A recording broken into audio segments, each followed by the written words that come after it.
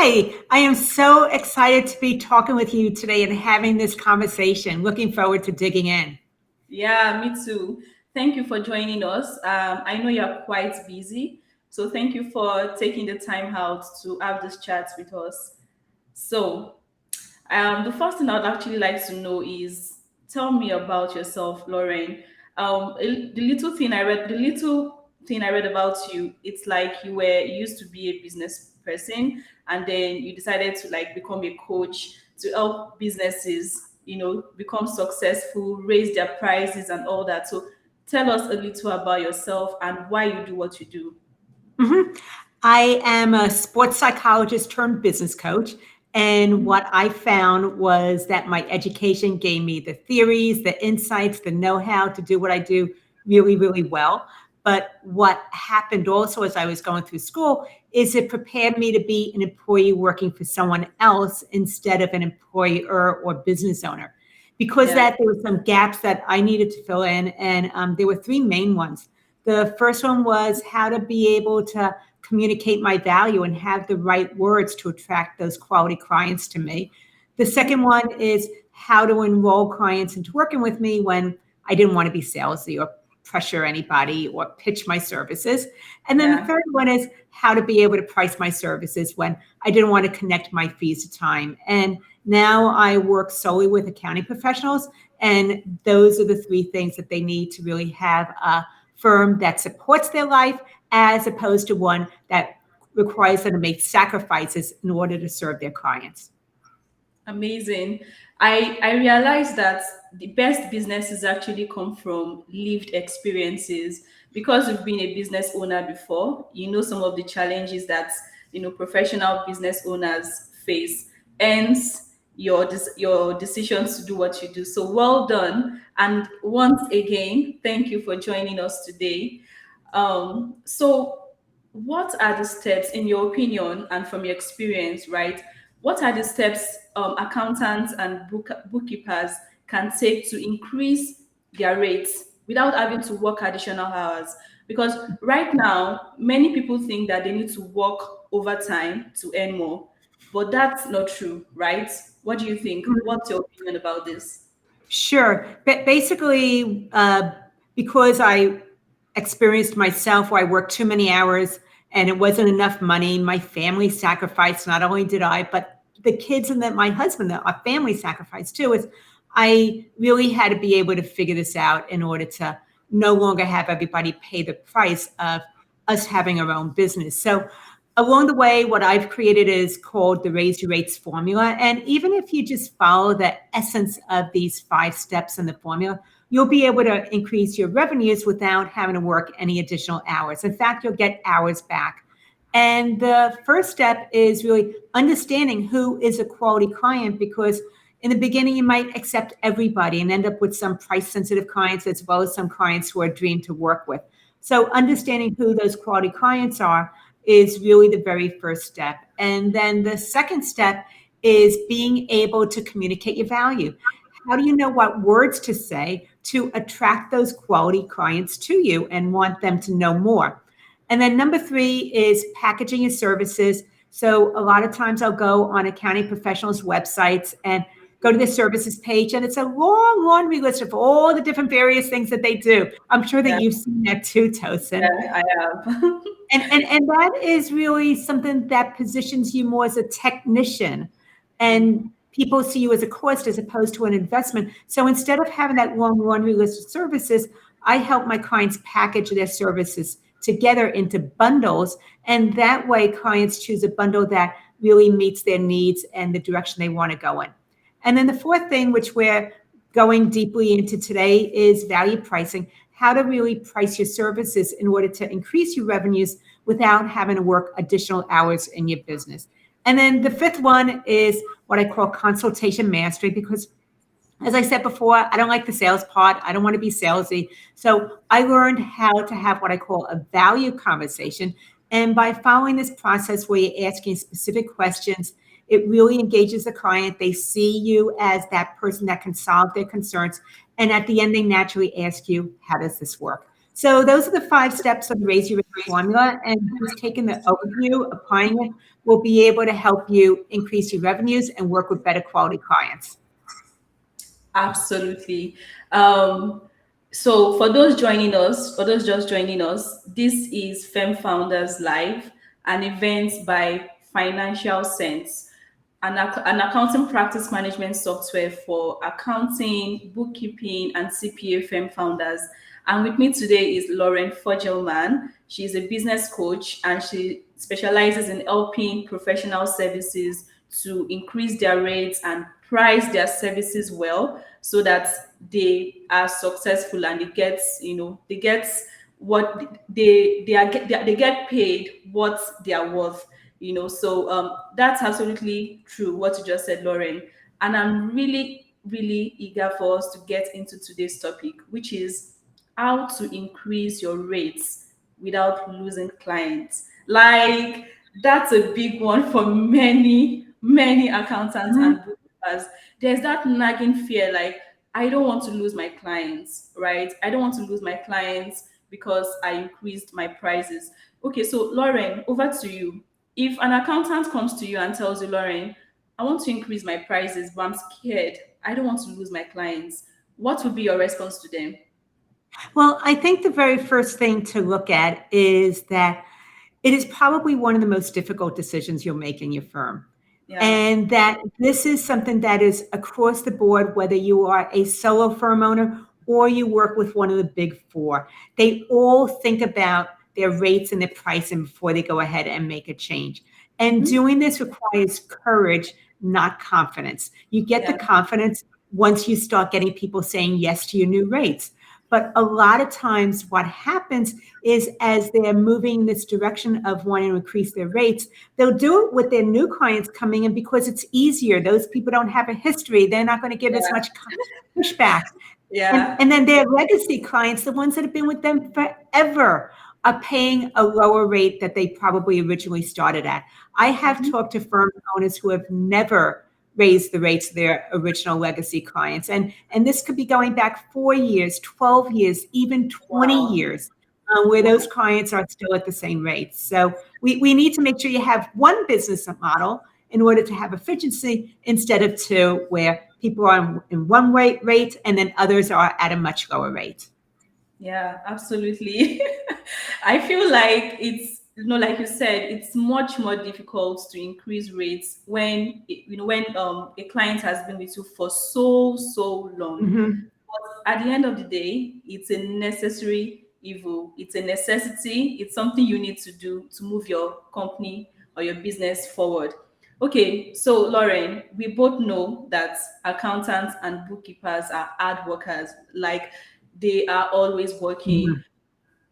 during tax season. Outside of tax season, there's always so much to do, and they work with several clients at the same time on Mhm. several projects. So what are some of their options for increasing their rates?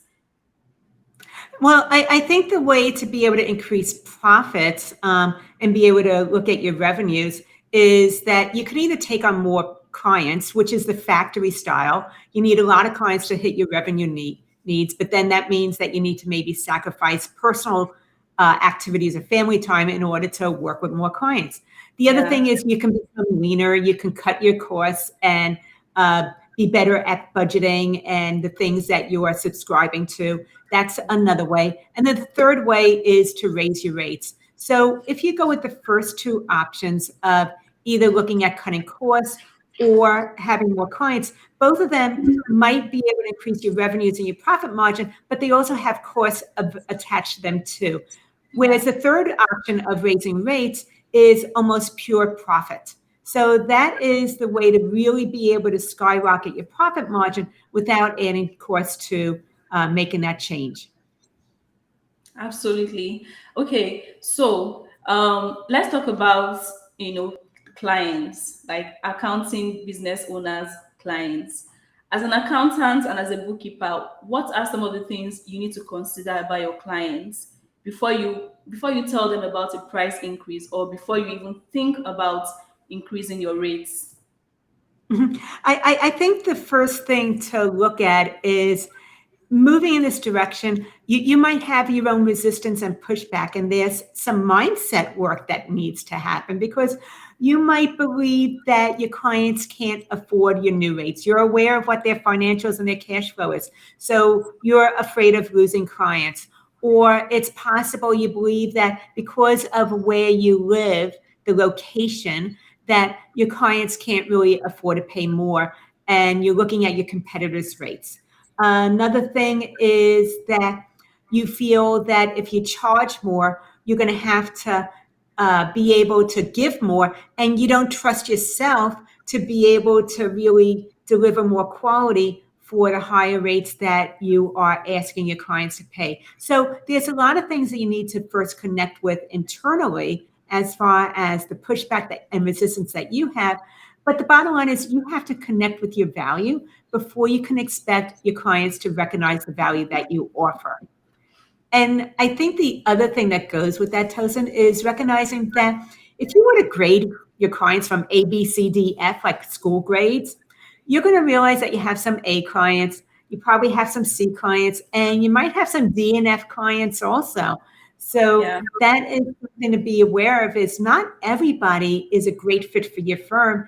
And if we are able to really make this transition to where you're charging more, those A, B, and most likely C clients will stay with you. The ones that you secretly wished would go away, or you get anxiety every time you get a communication from them, they will Yeah. probably be moving on anyway because they want to pay as little as possible and get as much as As much possible. as possible.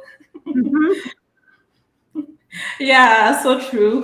During the week, I actually I asked a question in our community. We have a community of firm founders on Facebook.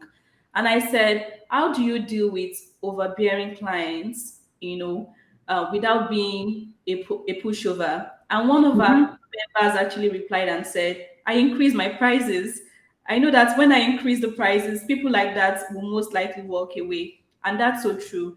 I think it's really important for any business owner, and especially for accountants and bookkeepers who work really hard to attract the right type of clients. And so Mhm. when you present your value to them, they see the value you provide, and they don't see the cost as being overbearing or something that's not worth their Mhm. investment. So I totally agree with you, Lauren.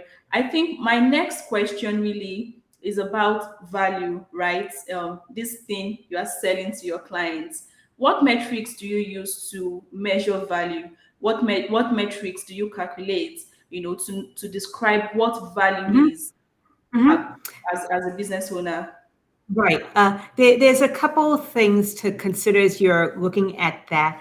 Is one, you can be looking at, as I mentioned before, the numbers. So that's cranking out all those 1099s in January, or doing 1,000 tax returns during tax season, which Yeah. is exhausting. And you're just looking at the pure numbers. The other way to look at value is about the relationship, where you need less clients, but you're able to work with them more closely and at a higher level. That's another way to look at it, is that there's a lot of people that really want to have an accounting professional that knows them by name, that cares about them, that it's not transactional, it's relational. And that's something to really think about.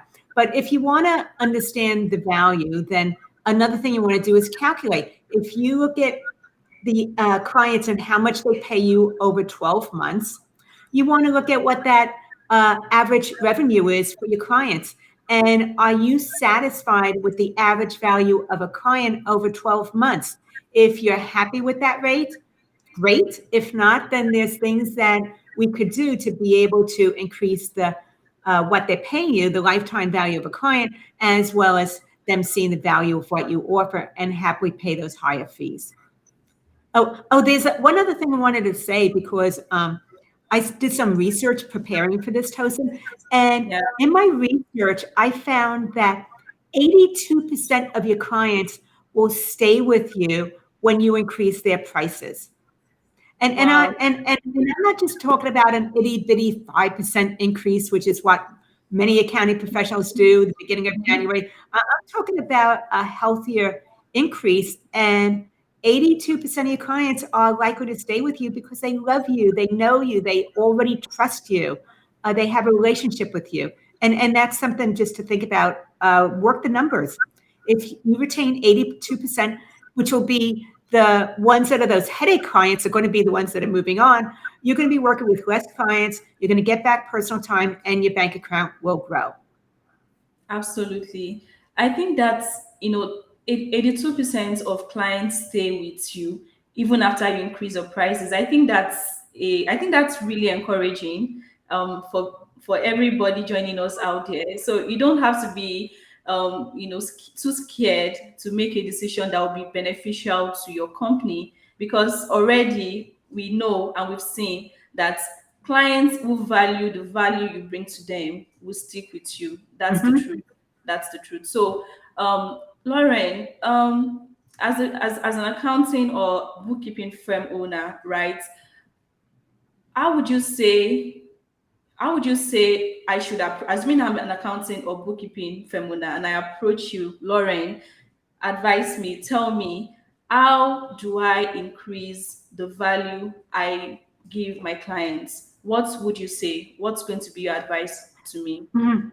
Uh, and let me clarify so I make sure that I'm answering it right. Are you talking about how to start increasing the price of what you charge your clients? No, I'm talking about how to increase the kind and quality of value I bring to my clients. Okay. Mhm. Yeah. Okay, great, great. Thank you. So what you want to do is understand what's important to your clients from their point of view, Yeah. because they Yeah. don't understand the financials to the same degree that you do. With some of them, they've been able to make very healthy 6, 7 figures, and they never had their financials up to date until they started working with you. So what you want to do is really step into their shoes. That's what I call it. Is you want to understand what their challenges are, what's going on for them, where they feeling like they don't have the resources or they've been tolerating something too long.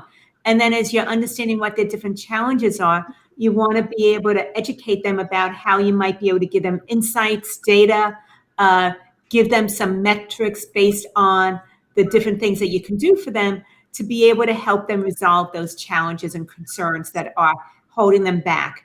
And by doing that, that's when they see the value of moving forward and continuing to work with you. So once again, this is about focusing on what's important to them instead of what's important to you.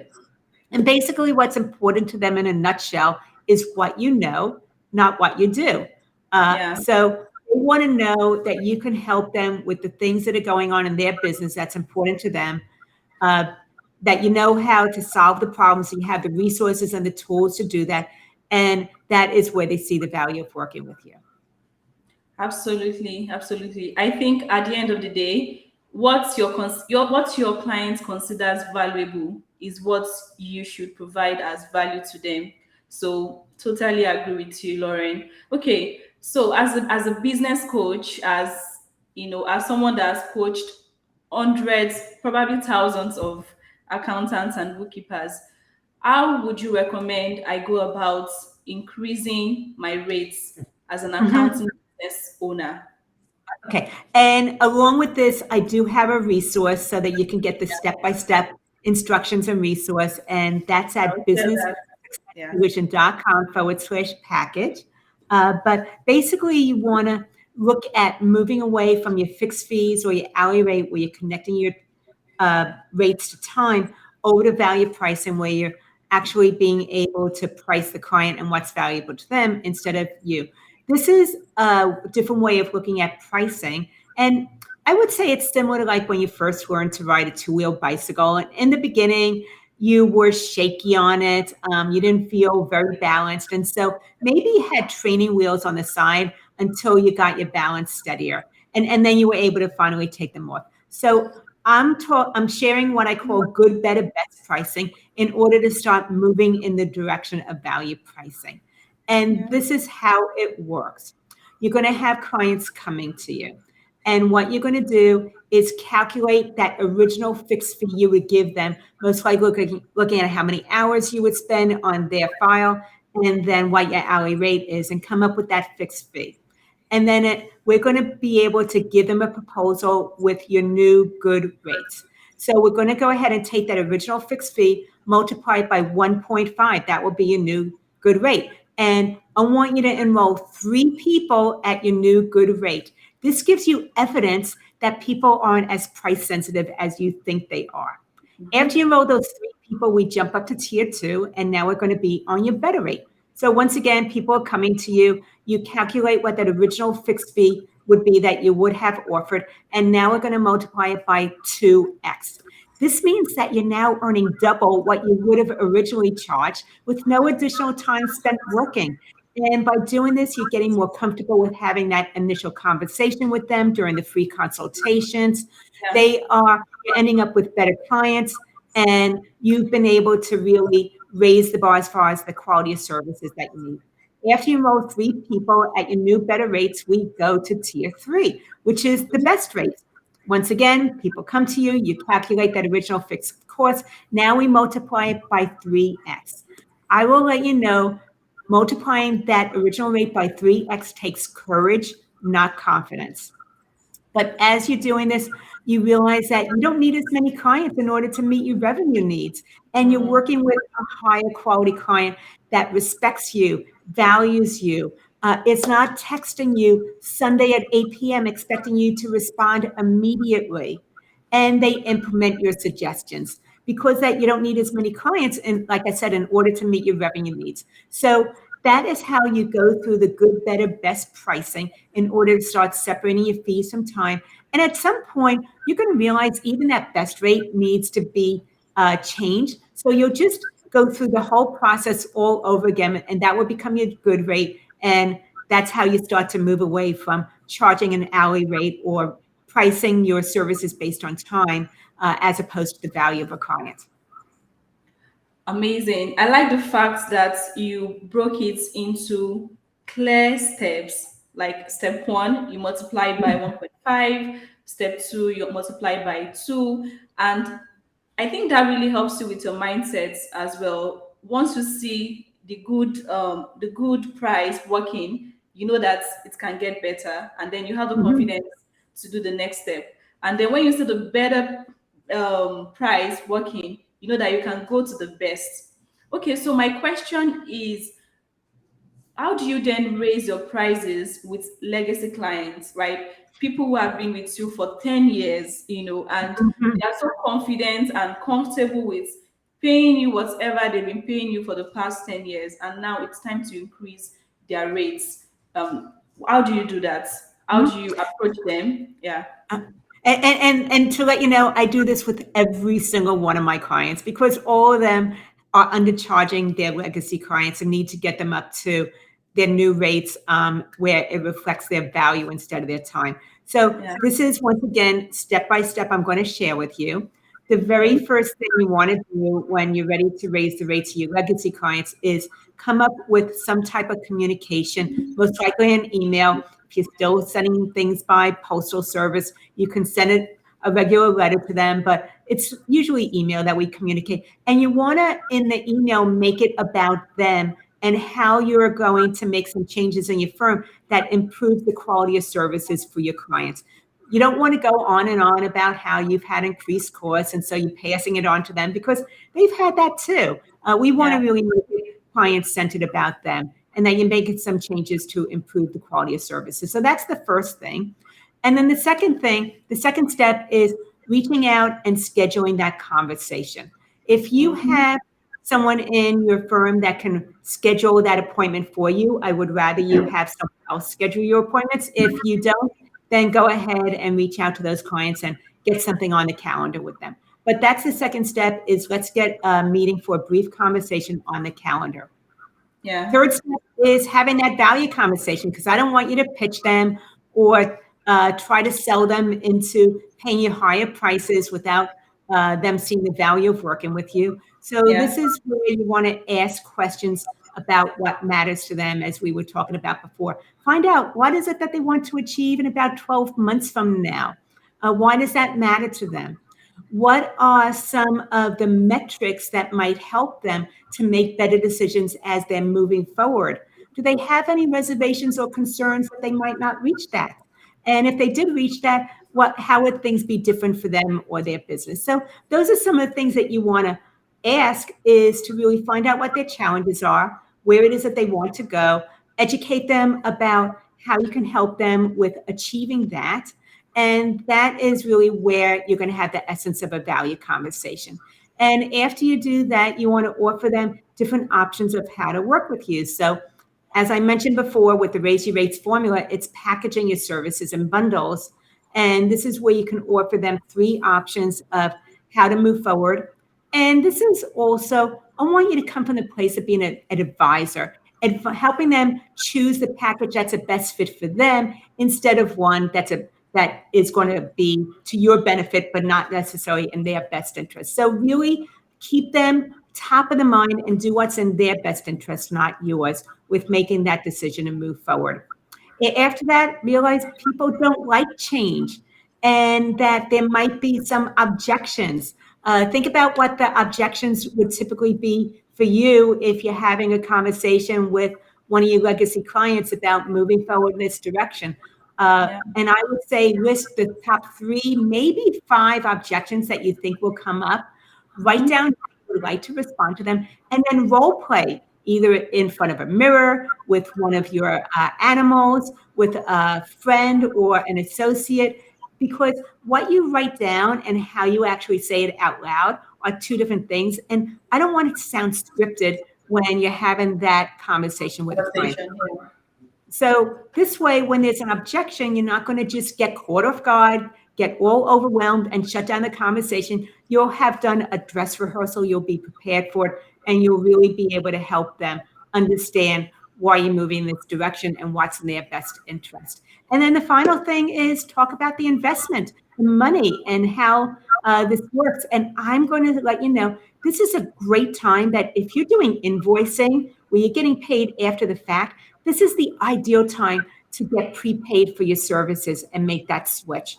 So those are the steps on how to start raising rates with clients. Is you come up with that communication, you schedule a conversation, have a value conversation, focusing on what's important to them. Yeah. Prepare for those objections, have some package options available, and then talk about the investment. And if you can, switch away from the invoicing and getting prepaid for your services. Ooh, that Easier than you think. I handhold people through the entire process. I give them the letters, the resources. I help them know what questions to ask. It is very, very easy once you have it all dialed in. Yeah, that was a lot of value. Thank you, Lauren. Really valuable. And I think one of the things I picked out was it's so important to keep your clients' needs top of mind. I feel like clients trust businesses that actually, put them top of mind. Businesses that they know have their best interests at heart. So I think that's really important. Okay, so Don said in the comments that prepaid is the way to go. Absolutely. Absolutely, Don. I'm right there with you. We're on the same page. Yeah. So I feel like for people who are new to prepaid, do you want to talk a little bit more about that? Yes, if there's a specific question, please go ahead and ask it in the chat. But this is how I look at prepaid. Your highest value from a client's perspective is before you do the work instead of afterwards. When you are tracking time, invoicing, and following up with payment, then you are actually financing your work for this client. It's similar to a credit card financing your purchases, and they're charging you late fees and interest if they're going to take that risk, because maybe some people are never going to pay it, or they'll file bankruptcy, or who knows what happens to people's income streams. So I want you to actually remove that risk of doing the work and not getting paid by getting prepaid for your services. Yeah. And the other thing is to think about automobiles. As soon as you sign the contract, you get handed the brand new keys to your car that you just purchased, and you drive it off the lot. it depreciates by 20 to 30%. And Hmm. that is true with these services also. I know that they're important. I'm definitely on the same page, but from a client's point of view, as soon as the work is done, it's not as valuable as before you get started. So you ought to get prepaid before you do it. You're enrolling a better client, and it removes the nightmares of chasing money or write-offs. Amazing. Thank you, Lauren. So we're getting to the end of this conversation. If you have any questions, please feel free to drop them in the comments, and Lauren will be happy to answer them. Okay, Lauren, one more question. I wanted to talk a little about bundling services, like putting your services into packages that you then present to clients. What are some of your tips for coming up with great bundles that clients will find valuable? Mhm.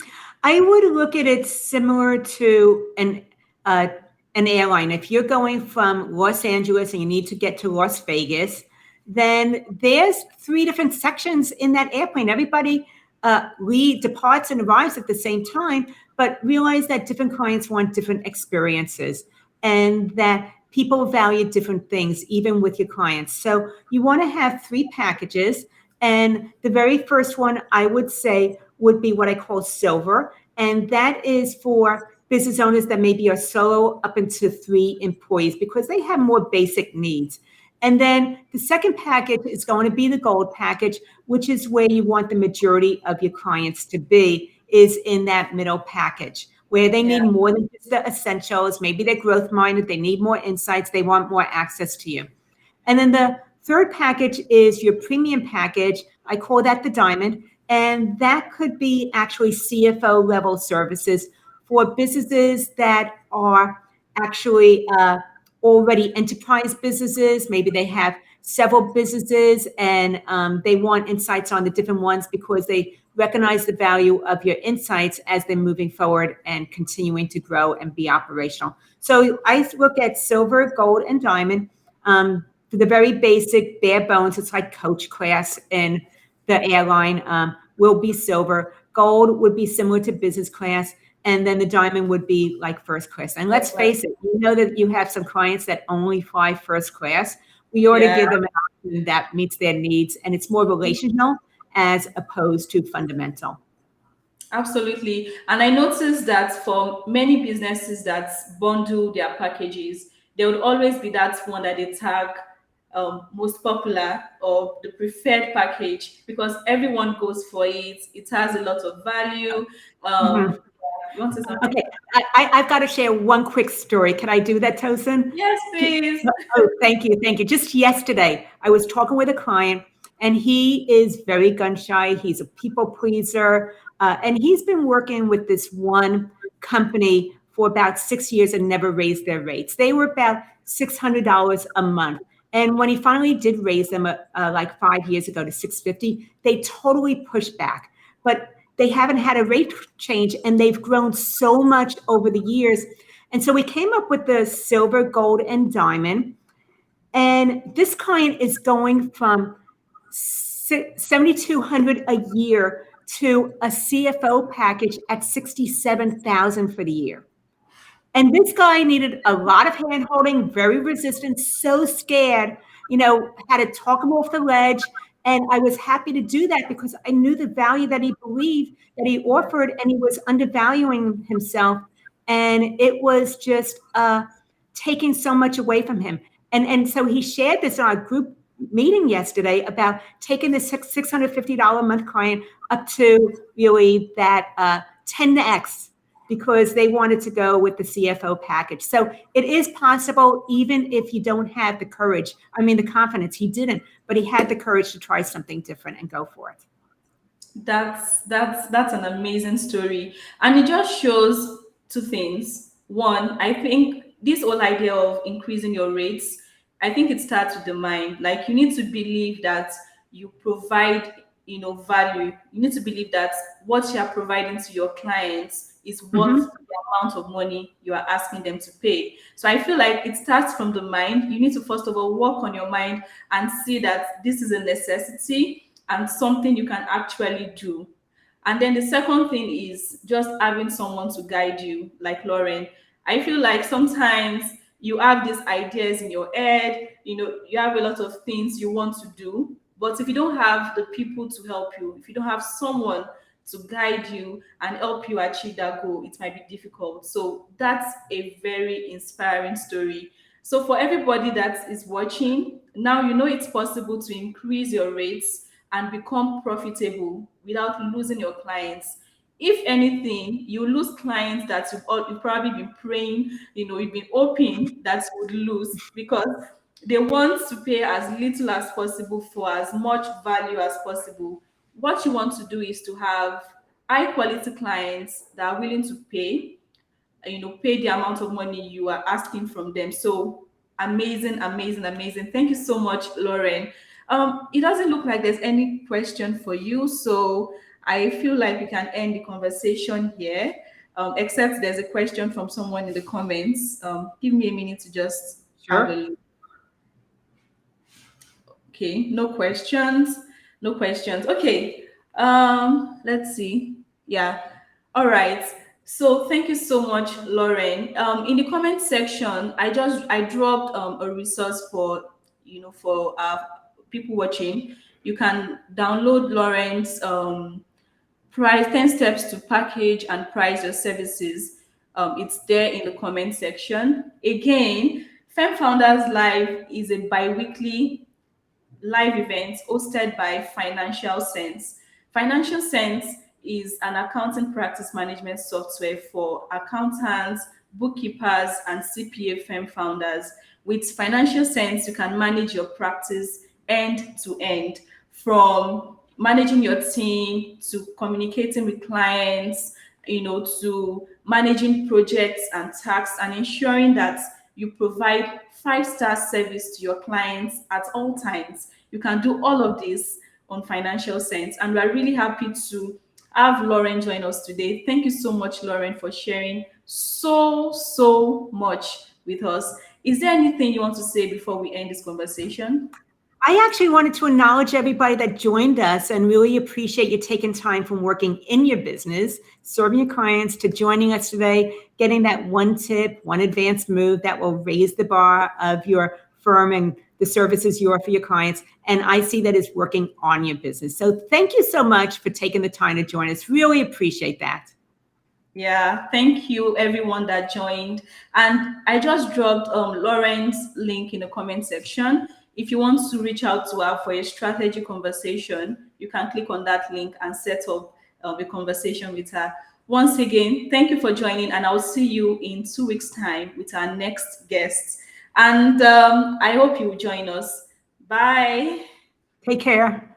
All right, so I'm going to be ending the stream in a minute.